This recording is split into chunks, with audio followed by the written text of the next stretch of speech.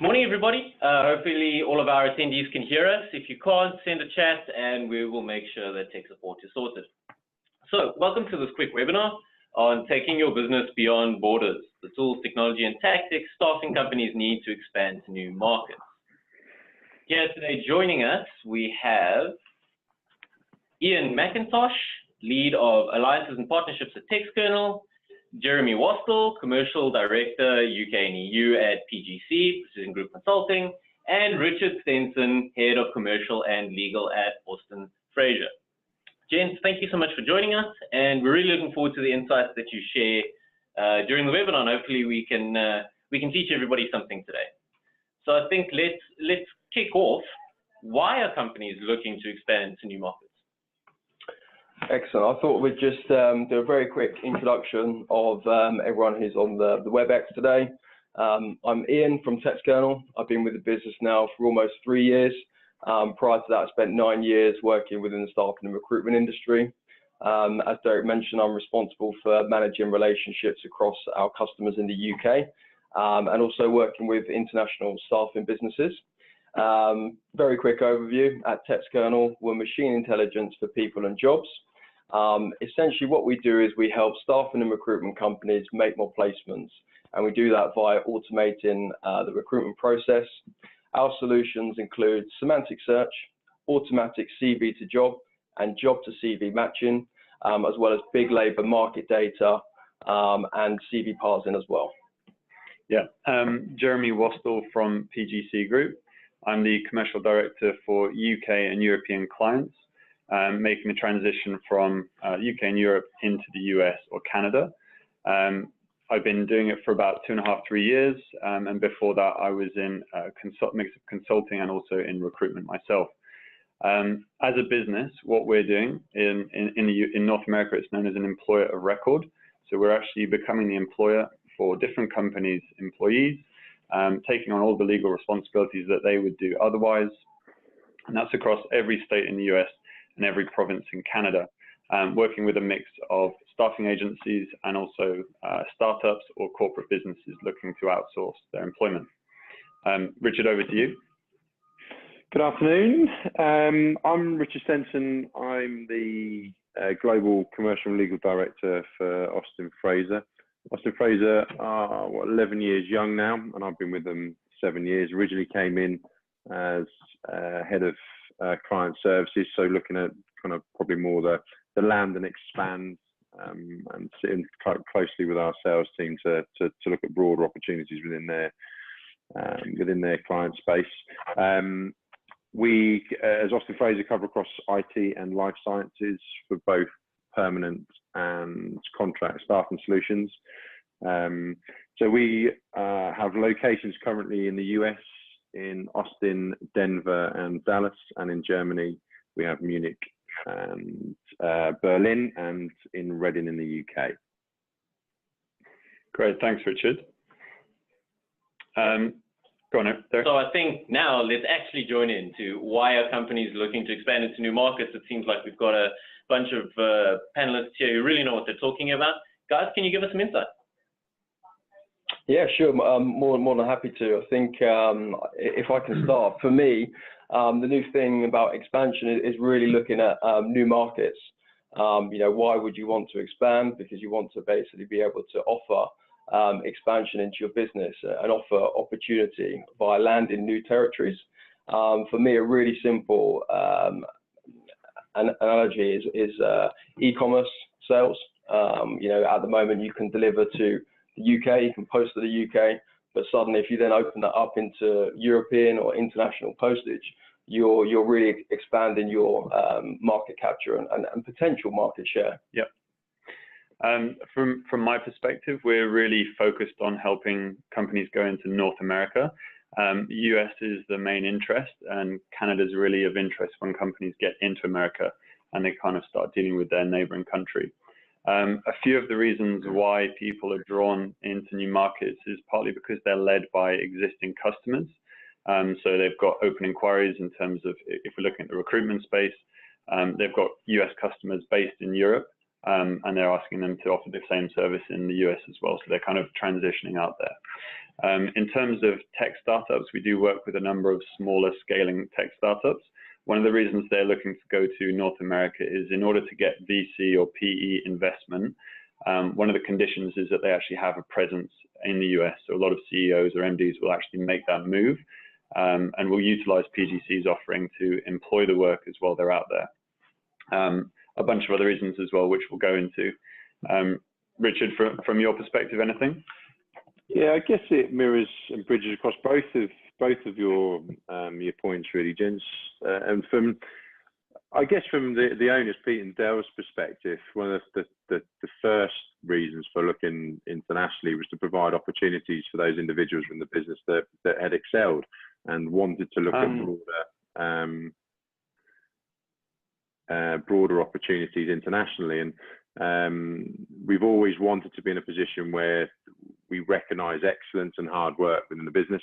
And there was a greater opportunity for us to be able to do that with those individuals that put their hand up and wanted to show an interest in going further afield. We wanted to be able to support them through that journey. It may be a case that they've kind of got to the ceiling in the UK. So that was one of the first reasons why we looked at kind of entering the German market, was to try and provide that opportunity. Germany was, although it's got a good history in recruitment, it's still not a swamp market. Margins were still strong. The candidate database was very strong, and we had a fair bit of crossover and synergy, as you've alluded to, Jeremy, with some of our existing client base, particularly kind of across the IT and life sciences. But yeah, I'd certainly say from our perspective, kind of the initial kind of thoughts were very much around providing that opportunity and looking at expansion. The UK market is, particularly in the IT space, is relatively swamped. But we felt that we had a blueprint and the right culture to be able to spread that internationally. Yep, that's great. Thank you, Richard. I think in terms of transitioning to something that PGC is quite focused on is actually the US. So just to kind of put the US economy in perspective to what we have here in the UK, what we're looking at is the UK's economy is GDP when compared to some of the states in the US, such as California, Texas, and New York, which are some of the bigger markets we see people going into. California actually knocks the UK off the number 5th spot when looking at global GDP. So people are already kind of looking to access the US. It's a relatively safe market once you get in. You're looking at about 50 different markets within the US once you can get in there. It's relatively complex at the beginning. But yeah, in terms of Austin Fraser's expansion plan, it would be good to transition to that and just learn in a bit more detail, Richard, your thought process about how you kind of entered the US market, why you picked countries like Germany and the US. I think we've got a slide here that just talks through your office order of opening up. Would you be able to just enlighten us with a bit of information about why you picked, Munich first, for example, or what led you into the US? Yeah, certainly. So, we're 11 years old now, and I think Germany is about 5-6 years. So, yeah, it would have been about the 5th or 6th year that we looked to move into Germany. And I think, again, as I kind of alluded to a minute ago, it's about providing those opportunities. And why Germany? Again, we felt there was an opportunity for our consultancy kind of brand and our blueprint and the model of working would certainly land effectively in Munich. It wasn't it's not a swamped market. We found that we could be in a position where we still hold high margins, and there was a significant need for the likes of ourselves to be in a position where we could offer that recruitment consultative experience rather than kind of the transactional approach. Munich, because it was a fantastic city. We did look at the likes of Amsterdam. There's a fair bit of complexity around the contractor model. When we first went into Germany, it was relatively simple and straightforward with regards to setting up an entity. Yes, there's some complexities now with kind of the contractor model. But again, the rewards that we're seeing based on the high margins that we've got but actually that we're still reaping the rewards out there. But again, there was that connection with, there was a handful of customers that we had that were also working in Munich. And once that was up and running and profitable, and we felt that we had that blueprint of being able to take one individual from the UK, and we had, I think it was about 4 or 5 consultants, German nationals that we recruited that came and worked in our Reading office for 6 months. Okay. Really embedded themselves in the culture, understood how we operate through the markets, our approach to identifying talent. We then went and opened up a satellite office in Munich. It was a relatively small function. I think it was a Regis building at the time. So we probably operated there for about 2 years before we looked at having our own office. And then, we've been out in Austin now, about 2.5 years. Again, it's the same blueprint, really, very much around opportunity. There's an individual that was really excelling within the UK in the IT space, James Lasky, and he'd shown an interest in supporting our growth into the US. So we looked at, and I guess Austin, when direct flights started kicking into Austin, it made sense as a location for us. Originally, it was something that was probably in the top 5 that we looked at, but because there weren't direct flights, it wasn't something that we felt that would make it a seamless transition, because we still have all our central services function based in the UK and who will regularly travel to internationally. So yes, and again, it was somewhere where we could look at, okay, income tax, is that something that's palatable? Is it somewhere where really we want to be in a position where our staff have that lifestyle balance as well? And Austin certainly presents that. And equally from the model that we present, very much a consultative, understanding our customers, getting to work with them around their succession planning, their understanding kind of where their business objectives are over the next 2 to 5 years. We felt that really hit a chord in the US market. It's been quite transactional, I think, in the US before, where it's very much kind of large RPOs, account management, and internal teams that just literally just looked at it as more kind of bums on seats, really. So the kind of growth you've seen over the past 11 years, do you think you would have seen that kind of growth by remaining in the UK or just within Europe? Has the international expansion and global presence of Austin Fraser actually contributed or not towards your growth? And is it just down to the international expansion or other factors? Yeah, we wouldn't.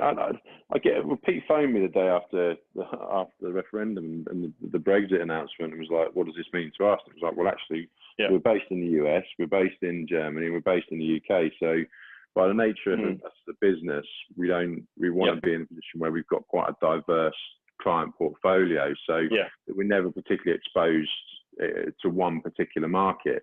Hence, both the reasons why we look at IT and across life sciences, that we'll have that balance as well from a vertical. But no, I mean, certainly not. I mean, where we are in Reading, I mean, we service the whole of the country and can do so effectively from Reading. So you look at going, well, okay, do you open office in Manchester? Well, the cost implications around it for the value and rewards you get out of it, I don't see that you'd need a presence. Obviously, with technology these days, I don't see that you need a fixed office there. But yeah, I mean, certainly from how Germany's taken hold, again, there was a natural step then from Munich. We had a couple of guys in the Munich office that were originally from Berlin, had been servicing Berlin from the Munich office for probably about a year or so before we started really thinking that we could hit the market well there. So again, had a similar sort of feel that we had a corner of the office in the Munich that was designated to focusing and supporting Berlin, probably for about a year to 18 months before we actually opened an office out there. And then there was 3 or 4 guys and girls that went from our Munich office and headed that up, and then we looked to recruit around them.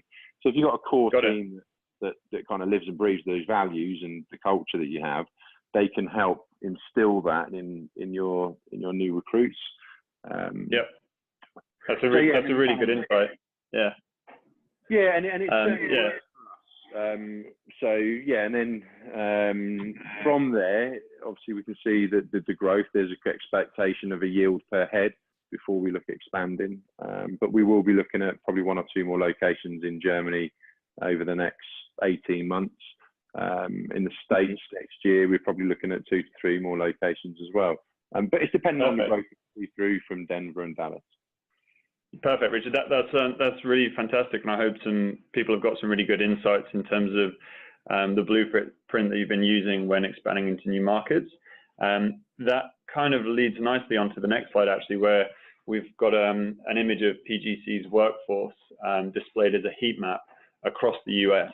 The two kind of data insights to the left, just in terms of top 10 cities and top 5 states by workers placed, it does include Canada. The reason we've included that is just because we've seen quite a lot of growth in that area. You can, as you've alluded to here, you don't necessarily need to be have an office or a physical presence in every single state within the US to service all of the different businesses, and you can do that obviously across different borders as well. You know, just as an example, some of our clients work from the UK before actually going out to the US. So it sounds like you were doing similar. You were looking to see a yield from your consultants before actually putting out that capital expenditure to actually invest in the physical presence there. In terms of what we've actually got on this map, I just wanted to explain firstly that it's not a true representation of the US workforce as a whole. This is an amalgamation of PGC's workforce. So what you're really looking at is 3 key markets, California, Texas, and the Northeastern region. The Northeastern region is quite a funny one because you've got a number of states clustered in quite closely together. That can mean a few different things. It can mean that there's high competition in those states, and it doesn't necessarily mean that you need to be going into those states. So what we're going to try and do now is just pull out a bit of information in terms of what additional research you could be doing as an agency to find out where you could be going. And I'll hand over to Ian in a second to kind of go through a bit of a heat map they've put together. But just to look at here, we encourage people to look at the tier 2 states. These could be places like Georgia, Florida, North Carolina, Colorado, or Washington.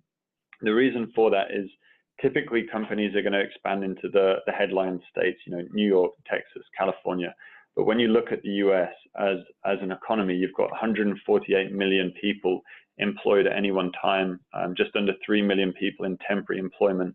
And those people are spread across 50 states. They're not just clustered in those 3 places. So people need to be looking at the growth in different states, not just how it currently looks at the moment. To kind of help with that, I'll hand over to Ian just to kind of run through something you've put together. Sure, thanks, Jeremy. So Textkernel, what we're able to do is we're able to give data-driven insights to businesses. So these may be companies who are currently already working the US market, or they may be companies very similar to Austin Fraser who want to land and expand into new territories. And what we're looking at is data from one of our products called JobFeed. So it's looking at the whole of the market, what jobs are out there, what are being advertised. You can split that via direct companies and also staffing and recruitment agencies. And what we're looking at in this example is you've got various different options where you can filter the data. Yeah. So here we've just decided to look at contract and temporary jobs, and where are the highest volume of direct companies hiring, advertising for contract and temporary jobs. So as you can see here, we've got the top 10. We've got some familiar names that match the PGC workforce and the companies that you've been working with in the US. But also, you know, there's some different cities that may not come to the front of mind straight away. So it's sort of making sure that companies are making decisions based on the data. I mean, Richard touched on it earlier. He had a consultant who was from Munich, and you know that fit very nicely with their background knowledge. Exactly, and their model. But that may not necessarily always be the case. And you want to make those decisions backed by data. The next thing we looked at was the top 5 industries within contract and temp jobs. And we have a lot of our businesses that come to us, and the first thing that they might say is that we want to start doing finance or IT within the US. Absolutely, you know, they're within the top 10, and they mirror the data that you've got as well. But what we found was some different anomalies here in terms of transportation, you know, the education, and obviously the healthcare sector, which is huge in the UK as it is for the US as well. And also you've got sales professional and related roles. You know, and I'm sure Richard, within their business, they have many companies that they're serving today. I think you touched on healthcare. You know, maybe if they don't offer sales jobs within that market, they may want to look at that as well. And then finally, the last heat map is all of the contract and the temp jobs via the higher state. And again, you can see that concentration within the East Coast, particularly the Northeast, and then also some of the larger states on the West Coast as well.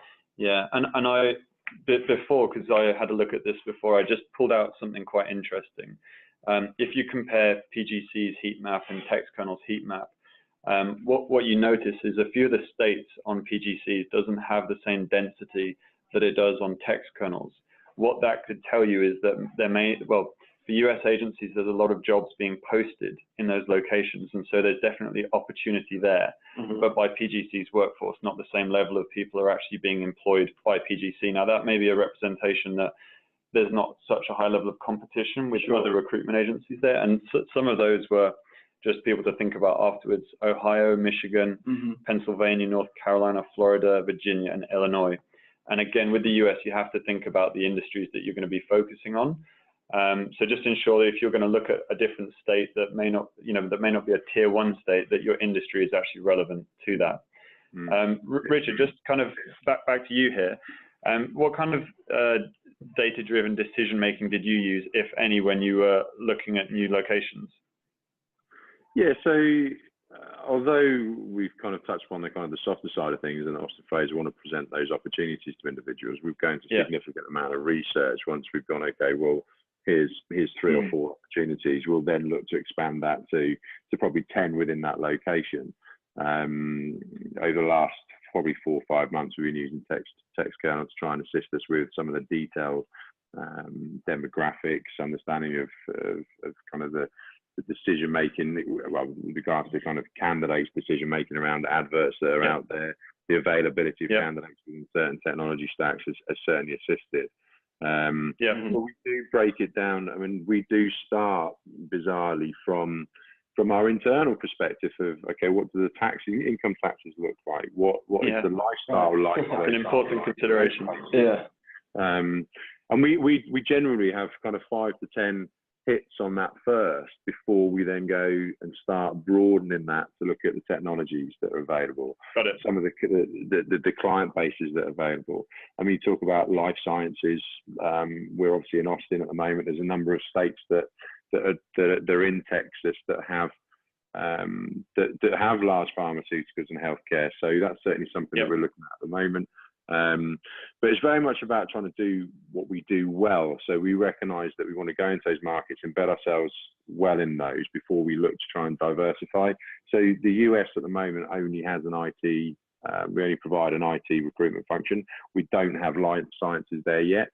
I think to try and add too many different verticals within an offering can dilute what you originally set out to do. And I know I've mentioned it a number of times around this blueprint. It is very much about creating something that you can use as a template, pick it up and move it across to any location. So there's a number, I guess most of that top 10 we explored in depth before we made the decision around Austin. New York City, for a number of reasons, didn't particularly appeal to us because of the high taxes and the fact that it was already a flooded market. Again, Chicago is something that we will look at probably later and down the line. Houston, by the fact of being in Austin and Dallas, we kind of cover that area anyway. So, from our perspective, we kind of look at that higher level overview of, okay, life opportunities, work-life balance, and then really start drilling that down. I mean, obviously, Jeremy, we've had umpteen conversations over the years. We've tried to pick into your brain equally. With Textkernel, we're trying to go, okay, well, these are the top 3 now. Let's look at the data that really underpins that. And over the last few months, we've had a couple of guys that's all they've been doing is looking to strip back the information that we can gain from all the different data resources, and continue validate that, continue stress test those decisions, whether that be with kind of our broader network or maybe through some of our customers that have offices in some of those locations we're looking to identify. So there's not one thing, but there's lots of things that we look to draw together. Yep. So yeah, hopefully that gives you a bit of a perfect. overview. That's Richard. That's really helpful, and I'm sure people are probably frantically scribbling down notes. Just to let people know, we'll have a recorded version at the end. So if you haven't been able to catch everything Richard said, it will be available afterwards. You were talking a bit about the blueprint, which leads nicely onto the next part where we talk a bit about strategy and tactics once you perhaps pick your location. Just bearing in mind, I think we've got roughly about 5 minutes left, unless Richard has availability for a couple of minutes more for questions. But in summary, Richard, you know, we've kind of labeled 4 key points here: compliance, culture, local knowledge, and finding candidates. What's the typical order you do things in when you go to a new location, and how do you acquire the local knowledge? I mean, obviously there's the trade delegations, which are particularly useful in the US. I mean, Austin, we were very lucky with the Southwest, and I feel in the UK, the networking events to a certain degree just feel a little bit of lip service now. In the States, I find that they genuinely embrace what you're trying to offer. So strategy and tactics, from our perspective, it probably would be the culture first and foremost. Okay. Yeah, I mean, and then you're going to have kind of all of those on par, really. The local knowledge is exceptionally important. Finding candidates. I mean, in reality, good candidates are always hard to find anyway. I don't think there's ever going to be a kind of a secret formula for that. It's about looking at a number of we wouldn't be giving it away today, I'm sure. And compliance. I mean, if we'd have probably looked at Germany now, I would probably be advising a different location. But again, like I say, we benefit, we'll have the rewards. But I guess from my perspective, from the commercial and legal side, I mean, compliance comes into it as a last thought when kind of decisions are made. It's like, look, do we have issues that we need to consider with regards to legislation, particularly around the contractor models that we need to consider, really. So without one saying kind of contrite or sitting on the fence, I mean, all of those are particularly important, but I would say kind of the finding candidates element is something that's in a driven market, it's always going to be difficult. And if anything, where it's harder to find those candidates, if anything, we can hold our own on those premiums and those margins, really. So I would never stick that really at the top. Cool. Richard, that's fantastic. I think we'll perhaps hand over to Derek if he's got any questions that have come through.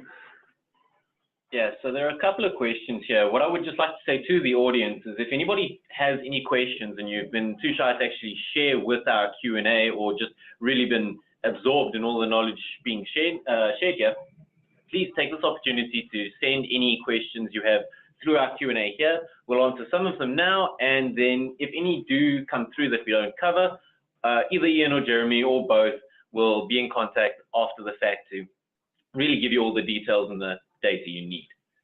All right, so to kick things off, we do have some questions.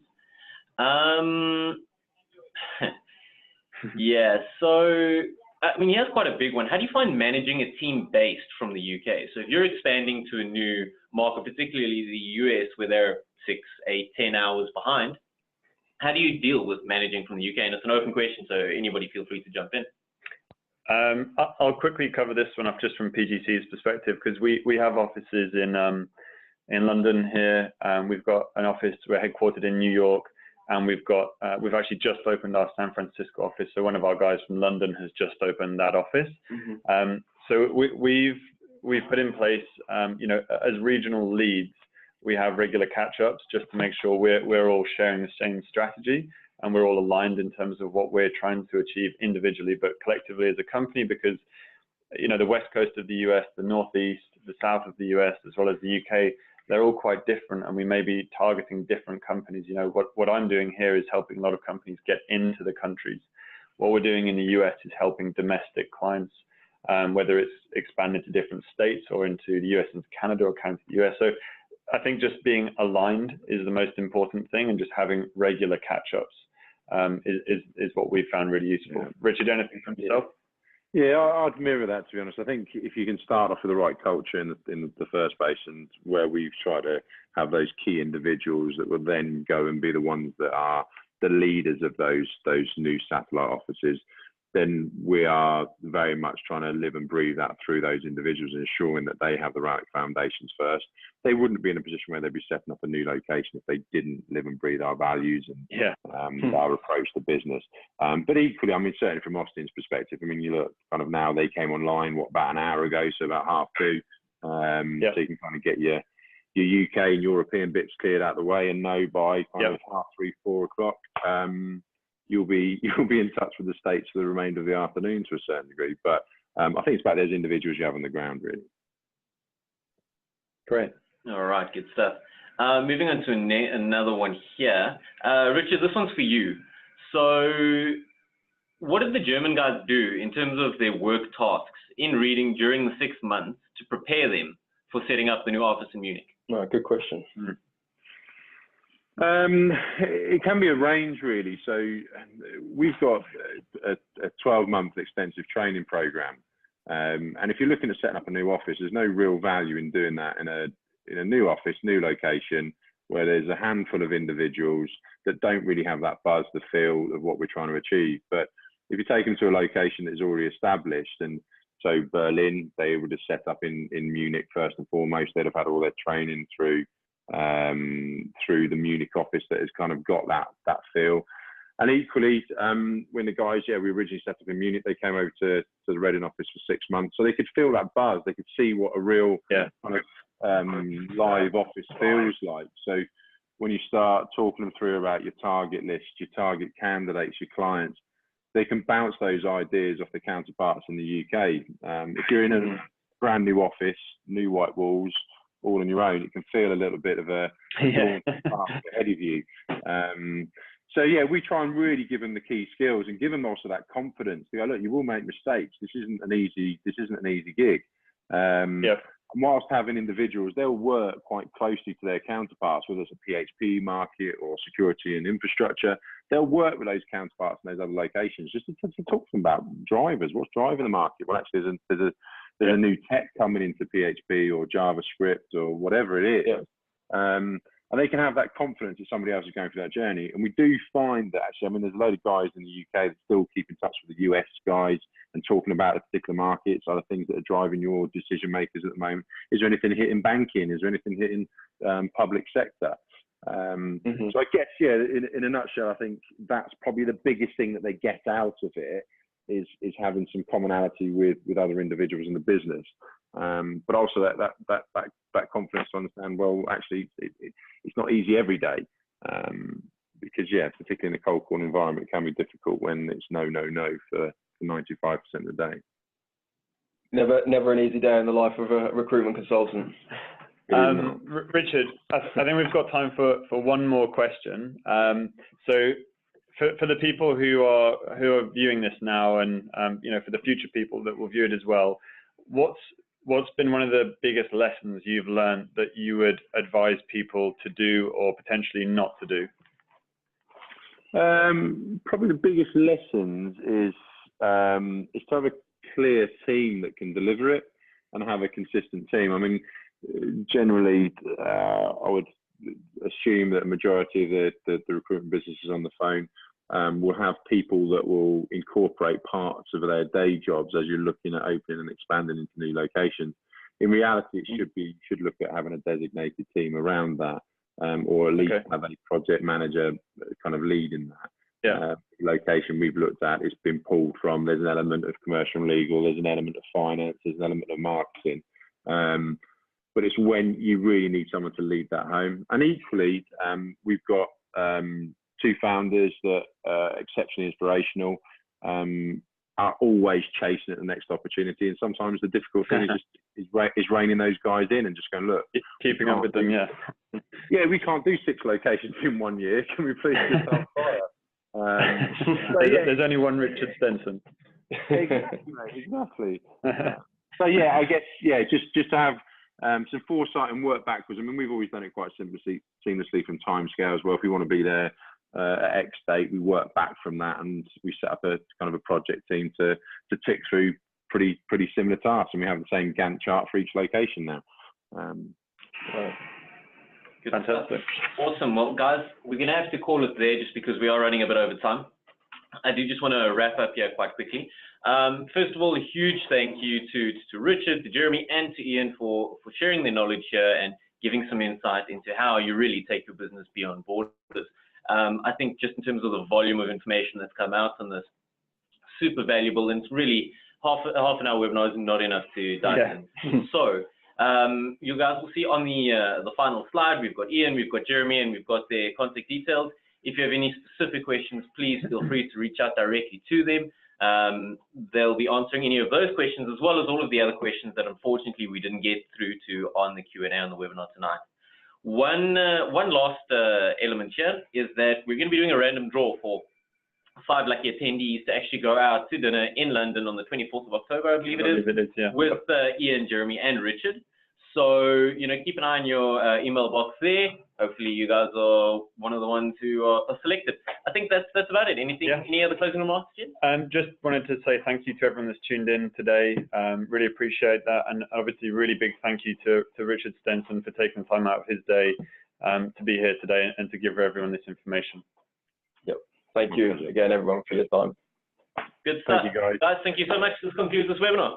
Richard, thanks. Thank you, Richard. Thank you. Bye, guys. All right. Ciao, everybody. Bye.